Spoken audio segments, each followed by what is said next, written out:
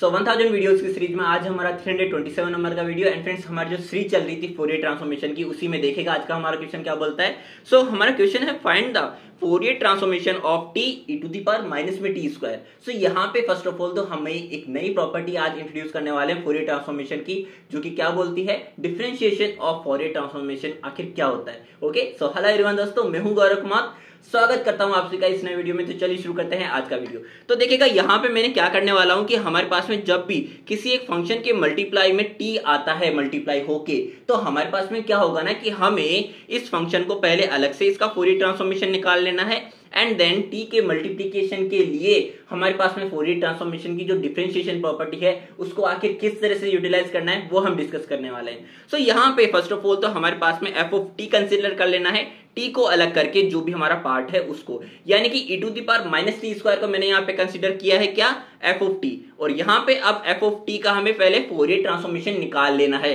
तो यहाँ पे Fourier transformation of f of T हमारे पास में क्या होता है, जिसको हम कन्वर्टेड फॉर्म में क्या लिखते हैं, एफ ऑफ ओमेगा। ओके, तो यहाँ पे हमारे पास में एफ ऑफ टी यानी कि e to the power minus t square का फोरियर ट्रांसफॉर्मेशन आता है 1/√2 e to the power minus omega square by 4। अब ये रिजल्ट मैंने यहाँ पे डायरेक्टली इसलिए लिख दिया है क्योंकि यहाँ पे जो 327 नंबर का वीडियो है, ये इससे जस्ट पहले यानी कि 326 नंबर की जो वीडियो थी उसमें हम ऑलरेडी ये रिजल्ट किस तरह से आया है वो डिस्कस कर चुके हैं। और वो रिजल्ट मैंने यहाँ पे इसलिए डिस्कस नहीं किया है क्योंकि वो रिजल्ट इस चैप्टर का बहुत ही इंपॉर्टेंट रिजल्ट होने वाला था, जो कि उतना ही लेंथी भी था। तो पहले इस टाइम पर जो टैब पे आपको वीडियो नजर आ रही है वहां से क्लिक करके आपको उस वीडियो को कंप्लीट करना है, एंड देन यहां से आपको उसको कंटिन्यू करना है। ओके, तो देखिएगा हमारे पास में एफ ऑफ टी का फोरियर ट्रांसफॉर्मेशन आ चुका है ये। अब यहां से हमें क्या करना है, टी को मल्टीप्लाई करके एंड देन इसका फोरियर ट्रांसफॉर्मेशन वापस से निकालना है, यानी कि f of t multiplication e to the power minus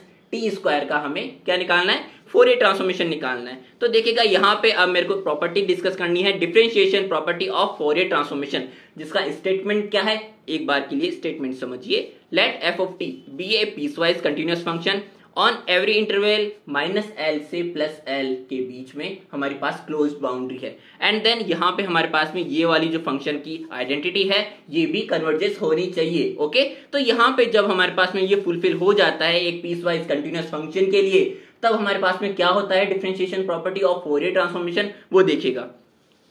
हमारे पास एफ ऑफ टी का फोरियर ट्रांसफॉर्मेशन जब आ चुका है तो टी का वन टाइम मल्टीप्लाई जब हम एफ ऑफ टी के साथ करेंगे एंड देन उसका फोरियर ट्रांसफॉर्मेशन अगर चाहते हैं तो वहां पे क्या होगा, iota and then f of t, यानी कि Fourier transformation of f of t का जो हमारे पास रिजल्ट आया था उसका हमें वन टाइम डिफरेंशिएशन कर देना है, किसके रेस्पेक्ट में, ओमेगा के रेस्पेक्ट में। और वन टाइम क्यों कर रहे हैं हम, क्योंकि यहाँ पे टी की ओनली वन पावर मल्टीप्लाई हुई है। ओके, अब देखो यहाँ का जो मेरा कहने का रीजन था जनरली, उसका मतलब ये है कि आयोटा की पावर भी हमने क्या रखी है, 1 रखी है। वन टाइम ही डिफरेंशिएशन कर रहे हैं किसके, एफ ऑफ टी, यानी कि Fourier transformation of f of t का one time with respect to omega differentiation कर रहे हैं, क्योंकि यहाँ पे वन टाइम मल्टीप्लाई हुआ है एफ ऑफ टी के साथ में टी का। ओके, अब इसका अगर मैं जनरलाइज्ड फॉर्म में आपको बताऊं कि यहाँ पे क्या होता है, तो देखिएगा ये तो मैंने ऑलरेडी इसका जो एफ ऑफ टी का हमारे पास में जो कन्वर्टेड फॉर्म होता है वो लिख दिया है, यानी कि एफ ऑफ ओमेगा। अब अगर जनरलाइज फॉर्म की बात करें तो यहाँ पे अगर टी की पावर ज्यादा आती है यानी कि टी स्क्वायर मल्टीप्लाई हो जाता है एफ ऑफ टी के साथ में, तो ऐसे में हम क्या करने वाले हैं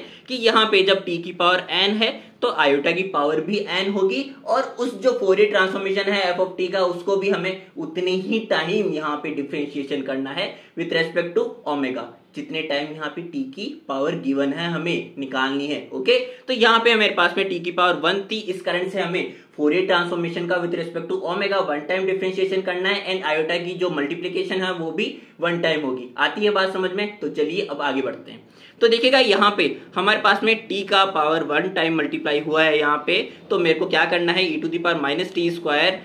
मल्टीप्लिकेशन टी का फोरियर ट्रांसफॉर्मेशन निकालने के लिए जो हमारे पास एफ ऑफ ओमेगा आया है, यानी कि 1/√2 and e to the power minus omega square by 4 का वन टाइम डिफरेंशिएशन कर देना है with respect to omega and then multiply कर देना है आयोटा का 1 टाइम। ओके, सो यहाँ पे 1/√2 मेरे पास में बाहर आ जाएगा as a constant, iota by √2 हो गया। And then e to the power minus omega square by 4 का जब हम करेंगे तो एक्सपोनेंशियल का डिफरेंशिएशन तो एक्सपोनेंशियल हो जाएगा, यानी कि e to the power minus omega square by 4 हो जाएगा। एंड देन जब हम इसकी पावर पे जाएंगे तो यानी कि माइनस ओमेगा स्क्वायर बाई 4 का हमें ओमेगा के रेस्पेक्ट में क्या करना है, डिफरेंशिएशन करना है, तो माइनस आ जाएगा बाहर, ओमेगा स्क्वायर का क्या हो जाएगा 2 ओमेगा हो जाएगा, एंड यहाँ पे हमारा divided by 4 as it is आ जाएगा। ओके, तो यहाँ से मेरे पास में क्या रिजल्ट आ जाएगा, फाइनली सिंप्लीफाई करने के बाद में यहाँ से 1/2 आएगा एंड ये 2 इससे मल्टीप्लाई होगा डिनोमिनेटर में, तो यहाँ पे मेरे पास में आ जाएगा माइनस का, ओके, माइनस का omega iota by 2√2 and e to the power minus का omega square by 4। Okay, so ये फाइनली मेरे पास में रिजल्ट किसका आ चुका है, t multiplication e to the power minus t square के फोरियर ट्रांसफॉर्मेशन का रिजल्ट आ चुका है, ये by the help of differentiation property of Fourier transformation. Okay, so दोस्तों ये था हमारा आज का वीडियो। अगर आपको वीडियो समझ में आया हो तो जरूर से चैनल को सब्सक्राइब करें, वीडियो को लाइक करें। मिलते हैं हमारे नेक्स्ट वीडियो में, तब तक के लिए अपना ध्यान रखिएगा।